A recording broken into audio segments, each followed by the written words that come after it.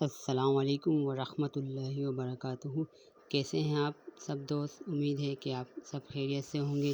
یہ کہانی لیلا بطول کی ہے اور اس کہانی کا نام ہے جیسی کرنی ویسی بھرنی۔ بطول ایک جگہ پر اکیلی بیٹھی ہوئی تھی اور کب سے اس کی سہیلی اسے ڈھونڈ رہی تھی، لیکن وہ اسے مل نہیں رہی اور ڈھونڈتے ڈھونڈتے وہ جنگل کی طرف آ گئی۔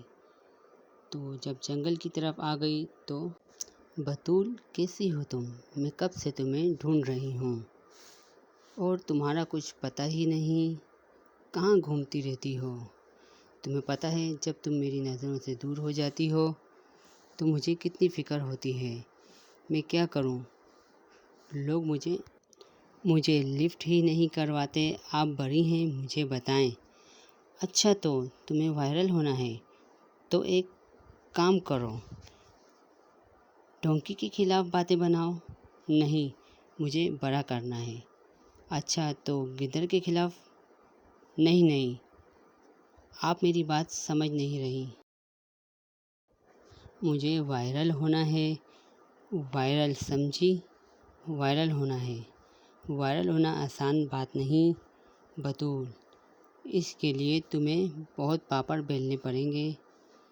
یہ پہلیاں نہیں بجھاؤ، مجھے صاف صاف بتاؤ۔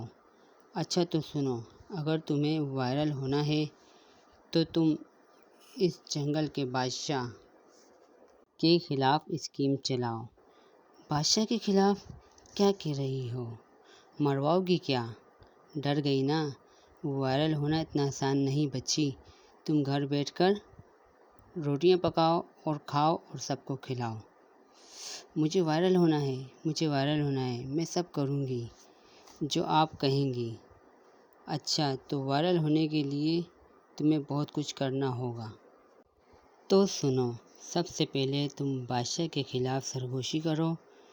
جب کچھ لوگ تمہارے ساتھ ہو جائیں تو تم بادشاہ کے خلاف ہو جاؤ، اس کی باتوں کو غلط ثابت کرو۔ اور یہ بہت مشکل ہے، مشکل تو ہے پھر کرنا تو پڑے گا۔ ہاں، وائرل جو ہونا ہے، ہاں میں کروں گی۔ تو بطول نے کام شروع کر دیا۔ ہمارا بادشاہ غلط فیصلے کرتا ہے، ہمارے بزرگوں کو غلط کہتا ہے، زمانے گزر گئے، میں نے آج سے پہلے کسی ایسا نہیں کیا جو بادشاہ کر رہا ہے۔ کچھ دنوں کے بعد، واہ کیا بات ہے، آپ کا مشورہ کام کر گیا، بہت سے لوگ میرے ساتھ ہیں۔ اب مجھے لگتا ہے کہ میرے وائرل ہونے کے دن نزدیک آ گئے ہیں۔ اور کچھ دن ہی گزرے تھے کہ بادشاہ کو ساری کہانی کا معلوم ہو گیا کہ ایک چھوٹی بندریا جو بادشاہ کے خلاف غلط بیانی کر رہی ہے اور لوگوں کو گمراہ کر رہی ہے، لیکن بادشاہ رحم دل تھا۔ بادشاہ نے کہا کرنے دو، کتنے دن باتیں کرے گی، باتیں کر کے خود تھک جائے گی اور خاموش ہو جائے گی۔ ایسا تو ہوتا ہے، جو لوگ صحیح کام کرتے ہیں ان کے خلاف بہت سے لوگ اٹھ کھڑے ہوتے ہیں۔ اس کے لیے تو میرا ایک ہی سپاہی کافی ہے، عدیل میر، مجھے کیا ضرورت ہے؟ اور پھر جب بادشاہ کے سپاہی حرکت میں آ گئے تو ان کی حرکت کو دیکھ کر بطول بی بی کے ہوش اڑ گئے۔ اس کے سمجھ میں نہیں آ رہا تھا کہ میں کیا کروں، میں نے کیا کر دیا، اب تو میں پھنس گئی، بہت بری طرح پھنس گئی۔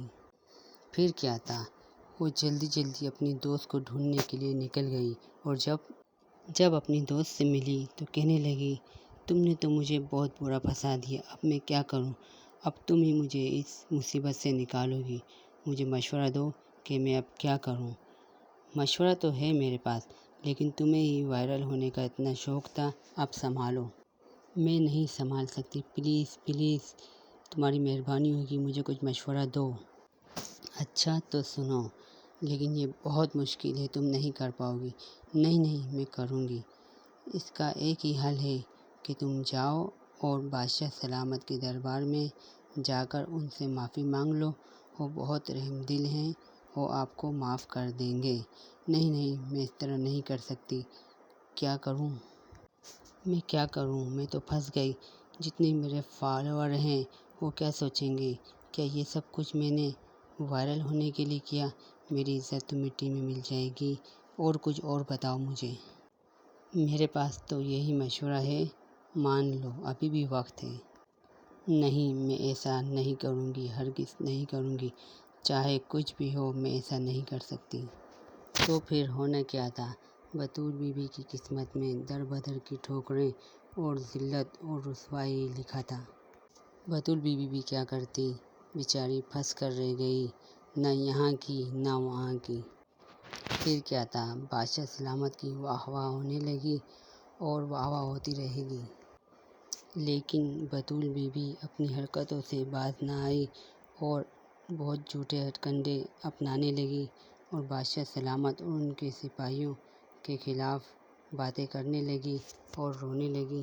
الزام پہ الزام لگاتی رہی اور کہتی رہی کہ مجھے بادشاہ سلامت اور ان کے سپاہیوں سے ڈر ہے، مجھے جان سے مارنے کی دھمکیاں بھی موصول ہو رہی ہیں اور مجھے کچھ پتہ نہیں کب مجھے کوئی مار دے۔ اور آخر میں ہونا کیا تھا؟ نہ وائرل ہوئی، نہ کوئی عزت رہی۔